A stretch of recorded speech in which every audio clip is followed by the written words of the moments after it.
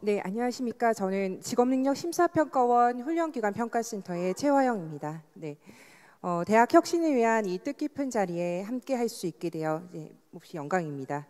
앞서 무거운 주제를 많이 토론했는데요. 이번 특별 세션에서는 이제 조금 가볍게 대학의 이제 향후 발전에 대한 인사이트를 드릴 수 있는 아이디어 차원의 저희가 추진하고 있는 제도에 대해서 설명을 좀 드리고자 합니다. 제가 전해드릴 주제는 대학의 직업교육의 기능 강화에 대한 내용입니다. 이 직업교육 기능 강화를 위해서 저희 고용노동부에서 하고 있는 국민 내일 배움 카드제를 좀 소개를 해드리려고 하고요. 대학에서도 이 국민 내일 배움 카드 참여를 위해서는 저희 심평원에서 하고 있는 훈련기관의 평가에서 인증을 받으셔야 합니다. 그 평가 체계를 좀 전 단계를 다 거치게 되시면 이미 대학 평가 인증을 받고 있는 절차와 중복되는 것들도 많고 또 진입 장벽이 높다라고 느껴서 교육부와 협업을 해서 저희 대학에서는 좀 진입 장벽을 낮추는 좀 행정 절차를 낮추는 것들을 지금 추진을 하고 있습니다. 네, 앞서 발표하기 전에 저희 직업능력심사평가원에 대해서 좀 낯설게 느껴지실 수도 있는데요. 저희는 2015년도에 고용노동부에서 설립한 기관이고요. 네, 국가와 산업 현장의 요구에 맞춰서 직업 능력에 대한 심사와 평가를 전문적으로 수행하는 기관으로 설립이 되었고요. 그래서 지금 혁신에 주도하고 있는 이렇게 고품질의 인프라를 가진 대학과 협력을 해서 산업계에서 요구하는 역량을 반영한 교육과정 개발 그리고 평가를 실시해서 교육의 질도 높이고 또 학생들이 졸업 후에도 사회에 잘 적응할 수 있도록 돕는 역할을 하고자 합니다. 어떤 형태의 기관일지라도 국민내일 배움 카드제를 운영하는 기관이 되기 위해서는 훈련기관 인증평가라는 것을 받아야 되는데요. 대학도 예외는 아닙니다. 네, 앞서 말씀드렸다시피 어떻게 저희가 대학들의 진입 장벽을 낮추고자 하고 있는지를 간단하게 소개를 해드리도록 하겠습니다. 네, 심사평가 개요에 대해서 좀 먼저 설명을 좀 해드리도록 하겠습니다.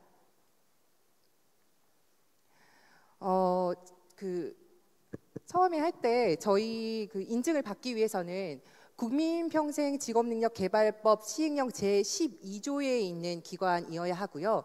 보통 이제 대학에서는 대학의 본부, 그러니까 학과에서 운영을 할 수도 있고 또 부속기관이 산학협력단에서 운영을 할 수도 있고요. 또 평생교육원에서도 이제 운영을 할 수 있게 됩니다.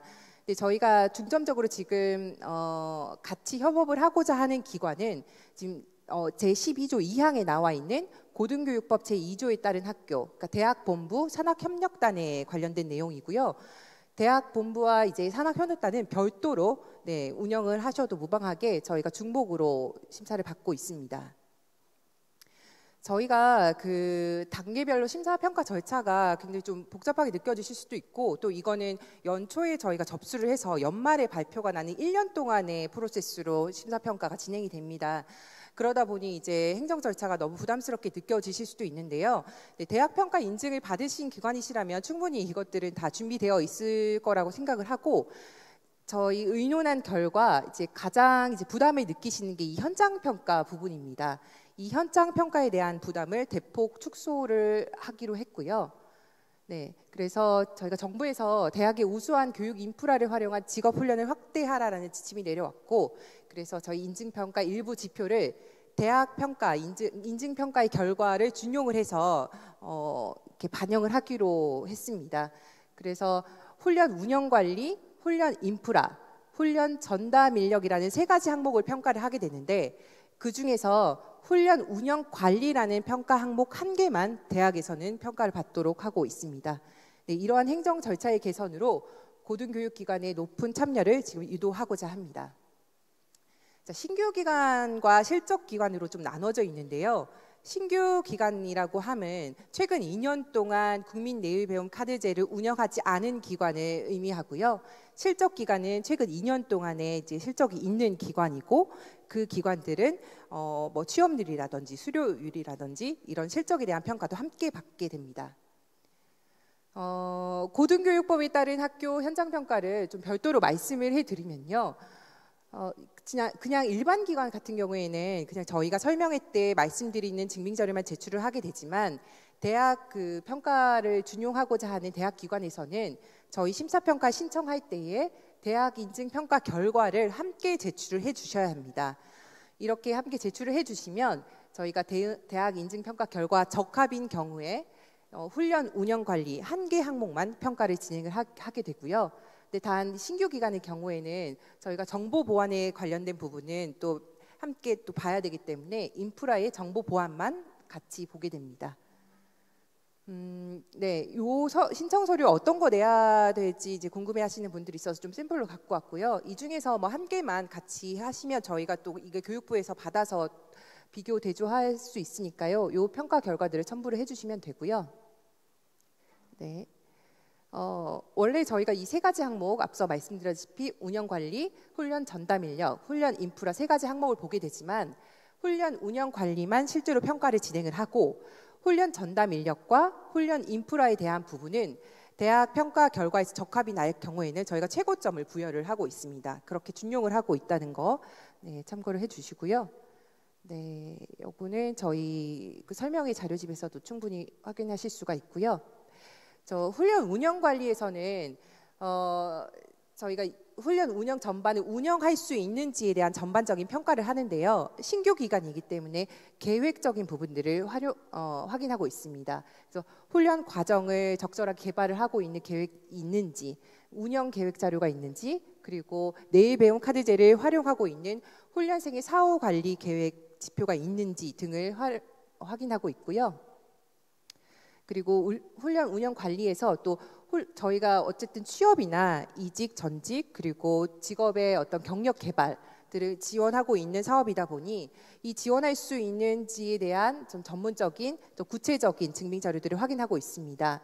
그래서 훈련생 뭐 상담을 잘 하고 있는지, 고충 수렴을 잘 받아서 반영하고 있는지도 확인을 하고 있고요. 네, 그리고 홍보도 잘 하고 있는지, 훈련생을 평가를 잘 하고 있는지, 그리고 또 후속 조치도 잘 하고 있는지 이런 등등의 자료들을 평가를 하고 있습니다. 네, 그리고 앞서 말씀드렸듯이 신규 기관은 정보 보안에 대한 것들도 확인하고 있습니다. 그래서 주요 정보에 대한 보안 관리 계획을 수립 시행하고 있는가도 함께 평가하고 있다는 점 네, 참고를 해주시고요. 다른 기관, 대학 말고 다른 기관들은 훈련 인프라에 대해서 다 평가를 하고 있지만 이런 평가들은 대학 기관 평가 인증 결과를 준용해서 면제를 하고 있고 이 면제를 하고 있다는 뜻은 최고점을 부여하고 있어서 대학에게 굉장히 유리한 점수를 부여를 하고 있습니다. 네, 실적 기관 같은 경우에는 이전에 국민 내외 배움 카드제를 운영을 하셨기 때문에 그 훈련생의 취업률이라든지 수료율 등 고용 유지 기간 등을 확인을 해서 그 실적도 함께 평가를 하고 있습니다. 예, 여기 직종에 관한 부분들은 저희 설명회를 아마 그러니까 연말에 저희가 공고가 나고 연초에 설명회를 진행하기 때문에 거기에서 좀 구체적으로 확인을 해주시면 될 것 같고요.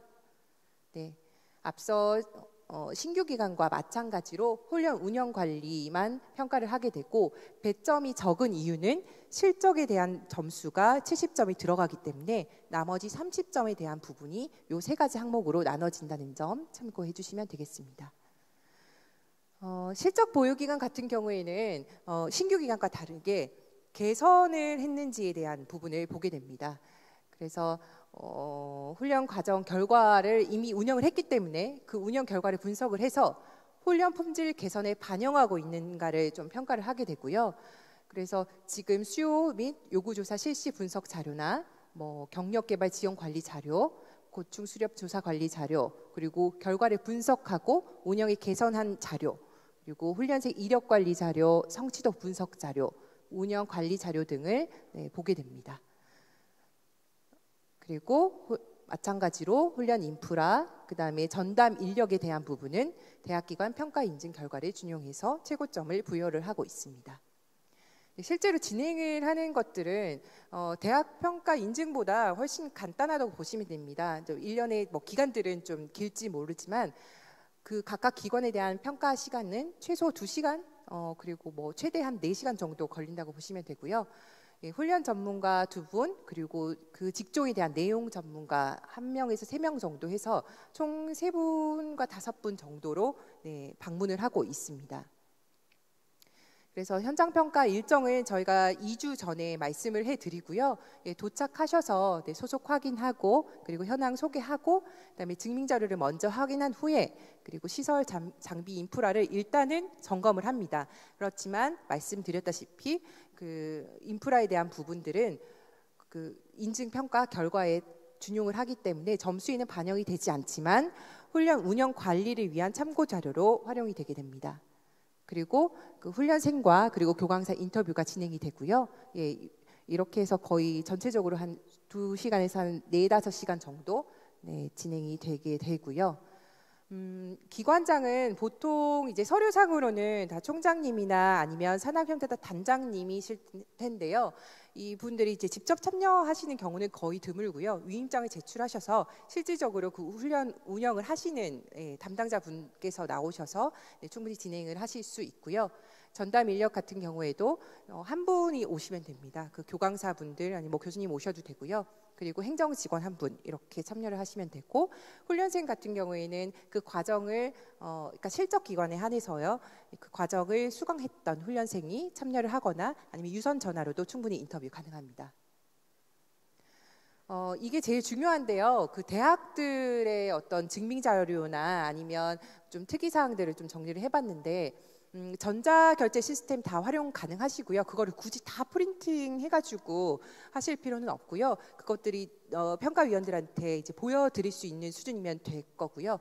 네, 뭐 프린트 하셔서 분철을 하셔도 되고 이미 가지고 있는 자료들을 활용을 하시기를 좀 권장을 해드립니다. 그래서 모든 형태가 인정이 되는 것 다시 한번 말씀을 드리고 그리고 그 대학 본부와 뭐 쉐어하시는 어떤 인프라들도 있을 거고 또 교강사 같은 경우에도 그 교수님들이 오셔서 강의를 하는 경우도 많겠지만 어쨌든 저희는 그 재학생들을 대상으로 하지만 훈련생이라는 별도의 관리 시스템으로 가지고 있습니다. 그렇기 때문에 관리적인 부분에서 독립적인 자료로 가지고 있으셔야 되고요. 관리 시스템도 독립적으로 가지고 있으셔야 됩니다. 그래서 대학에서 하고 있는 자료들을 다 가지고 와서 동일하게 하고 있다라고 증빙하기보다는 요 국민 내일 배움 카드제를 운영하고 있는 네, 관리 자료들을 좀 별도로 네, 작성하여서 제출하여 주시기를 좀 바라고요. 그리고 대학 본부와 중복되는 내용은 소속관계 증빙 서류가 필요를 한데요. 예를 들면 교수님이 어떤 학과에 대해서 뭐 이렇게 강의를 하고 계시지만 그 국민 내일 배움 카드제에 이제 뭐 강의를 하고 있을 경우에는 별도로 발령 서류가 있어야 된다거나 이 강의를 할 수 있는 본부에서 뭐 이렇게 위임을 한다거나 이런 서류들이 꼭 필요하다는 점 네, 말씀드리고요. 네, 이렇게 좀 간단하게 말씀을 해드리려고 합니다. 저희가 그 고용노동부에서 여러 부처와 좀 이 직업 훈련에 대해서 협업을 하고 있습니다. 네, 그리고 또 이렇게 진입 장벽을 낮추기 위한 요청도 받고 있는데요. 이번에는 저희가 좀 교육부에서 대학에 좀 좋은 인프라를 활용을 하고 또 대학에서도 재학생들에게 취업에 관련된 지원들을 할 수 있도록 좀 본격적으로 저희가 웬만하면 이 심사평가에 대한 장벽은 낮추고 있지 않지만 저희 좀 적극적으로 하고 있기 때문에 네, 많은 관심을 좀 부탁드리고요. 궁금하신 점은 네, 직업능력심사평가원으로 좀 문의를 해주시기를 네, 부탁드리겠습니다. 네, 감사합니다. 네, 직업능력심사평가원 최화영 과장님께 큰 박수를 부탁드리겠습니다.